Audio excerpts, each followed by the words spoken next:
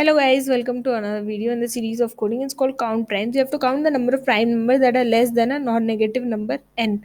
So let's try to think the first approach that comes to our mind. Okay, maybe n is equal to 6. Let's try to find how many numbers are prime which are less than 6. So we have the numbers 1, 2, 3, 4, 5.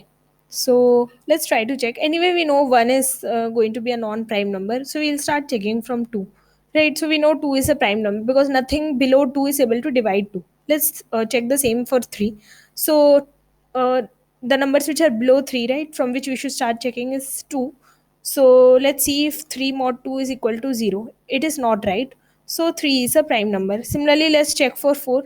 So once we are checking for 4, we'll have to check if 4 mod 2 is 0, if 4 mod 3 is 0, right? So we are able to see that 4 mod 2 is 0. That means 2 is able to divide 4 completely. So 4 is not a prime.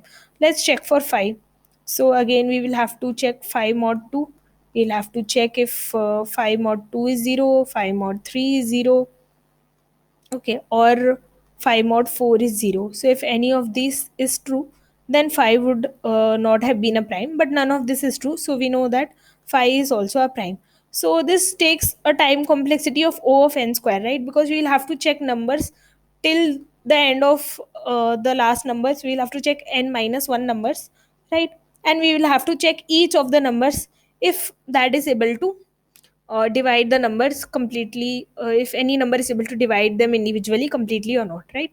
So that is going to take a lot of time complexity, so we'll have to think of some other algorithm which is better than this. So there is something called sieve of eratosthenes. So basically what is the concept of this is, you are going to start from a particular value. Okay, so consider this example now. So we start from 2, we start crossing out all the uh, multiples of 2. So first 2, 4, 6, 8, 10, 12, 14, 16, 18, and so on. All the multiples of 2 are crossed. Okay, then you go on to 3, you cross all the multiples of 3 again, so that can be observed here. Then you go on to 5, cross all the multiples of 5, then you cross all the multiples of 7, then you cross all the multiples of 11, 13, 17, and so on, right? All the numbers which are remaining are, you know prime numbers. So while crossing multiples, except that number, all the remaining multiples you cross, right? So while crossing 2, you cross 4, 6, 8, 10, and so on.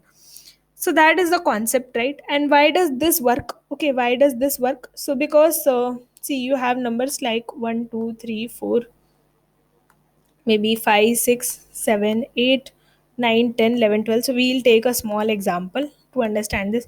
So why does crossing 4 make it a non-prime? Because anyway, 4 is a multiple of 2. That means it cannot be a prime number. 2 is dividing 4 completely. So here we can observe that crossing 4 is fine because 4 is a multiple of 2. Similarly, crossing 6, crossing 8, crossing 10, crossing 12 is fine. Okay, now when you are looking to cross multiples of 3, you see 6 is already crossed. And why is 6 already crossed?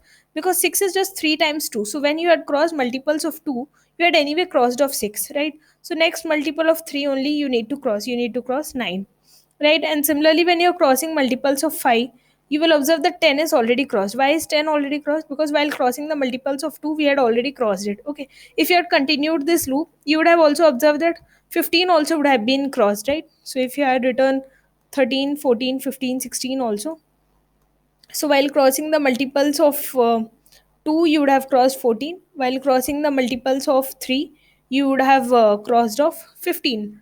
So you can observe that for crossing the multiples of 5, you need not start from 5 into 2, then go on to 5 into 3, and so on. You can just start by crossing multiples from 5 into 5 itself, because all other multiples of 5 which are less than 5 would have already been crossed. So this is a point that you have to remember, and then you can cross all other multiples, and whichever numbers are remaining, right, except one, whichever numbers are remaining, that are going to be prime numbers. Okay, so those numbers are going to be prime numbers. And let's try to implement this algorithm. So we need to declare a array that is going to see whether it's prime or not. Okay, so if it is prime, it will store true. If it is non-prime, it will store false. So we'll declare a boolean array. Let me call it is prime. So bool is prime, and let me make its size equal to n itself. So bool is prime is equal to new int n. So it will store all the numbers which are less than n, and will check if it is prime or not. So first we'll make all the numbers equal to true, right, in this array. So for int I equal to 2, I less than n, I plus plus, and we will make is prime of I equal to true.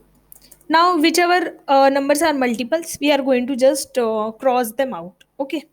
So let's start from example. For int I equal to 2, I square is less than n, I plus plus. I'll explain why I am doing I square is less than n. Okay, let's see if it is already prime, right? So we will check if is prime of I. If it is not a prime number, that means if it has already been crossed, then we need not go over it again, right? For example, while crossing the multiple of 3, we had observed that 3 into 2 6 was already crossed, so we need not go over it again. Okay, we need not check it again. So if it is already crossed, then we can just simply continue. Otherwise, what we can do is we can cross all the multiples of 3, right? So you start crossing all the multiples of 3 from 3 into 3. Okay, because all the multiples of 3 less than this 3 into 3 have already been crossed. So for int j equal to I star I, j less than n, j plus equal to I. So each time you are just incrementing it by the same value. Like for 3, you will cross 3 into 3 9 first, then you will cross 3 into 3 plus 3, basically, which is 3 into 4. Okay, so that is what. So each time you are just adding the same value, right, which is which you have taken, which is I. So then you will cross 3 into 5, which means you have just added 3 to 3 into 4. So I hope that this should be clear. And let's just cross them out. So what do you mean by crossing them out? Just make them equal to false. So is prime of j equal to false. So that's it. And basically, why were we doing this? Okay, let's take the same example to understand why were we doing this. So let's write all the numbers which are less than some particular value. Okay, let's say we have to take the example of n equal to 16, and let's try to find all the numbers which are prime which are less than 16. Okay, so what we do in this case, first we take I equal to 2. So I will become 2, and then j will become equal to 4. So we start crossing from 4 onwards. Let me write below all the numbers that I am crossing. So I will cross 4, then I will cross 6, then I will cross 8, then I cross 10. So my j was I into I, so my j was 4. Okay, my I is 2, j is 4, and then I add I each time. So I add 2. So 4 plus 2 6, 6 plus 2 8, 8 plus 2 10, 10 plus 2 12, and then 12 plus 2 14. So all these numbers which I have written below, these are the numbers that I have crossed out. Okay, crossed out. And let me make space for it. Okay, these are the numbers that I have crossed out. Now what I can do is I have to check for the next case. So now I increment my I. My I becomes equal to 3 now. Okay, I was initially 2, now it is become equal to 3. Now I again start crossing the multiples of 3 from 9, because I have already crossed 6, right? So I need to start from 3 into 3, which is 9. So I cross 9 also. Then I see 12 is already crossed, so I cross 15 also. So below are the numbers which have been crossed. Okay, now I go increment I again. Okay, so now I has become equal to 4. Now I see that 4 into 4 16 is less than n is not true, right? This condition is not true because we have already crossed all the multiples of 4 that are present within this range. Okay, so 4 into 4 16 is out of this range. So that's it. So remaining numbers are going to be prime, and it will exit the loop. So you see, this will work well. So we have to do this because this is the condition anyway. Multiples of 4 which are less than that would have been already crossed in this example. So we can do this, and this will work fine. So that is the logic behind this. And let me just erase all this and let me run the code.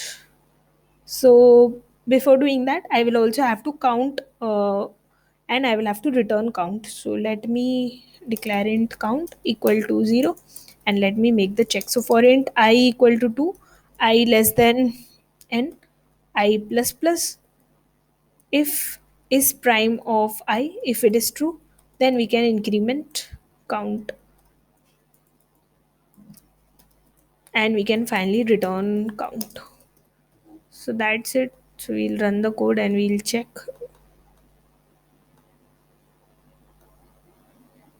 So we have forgotten to put a bracket, otherwise it should be fine.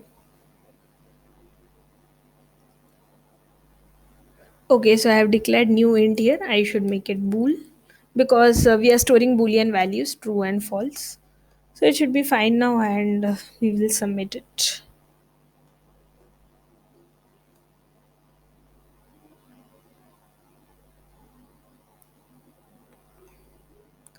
So I think it's taking some time. Yeah, while submitting, it was fine, and it is faster than 97% of the submissions. I will check it once again. This time the value is increased. Thank you so much for being patient and listening.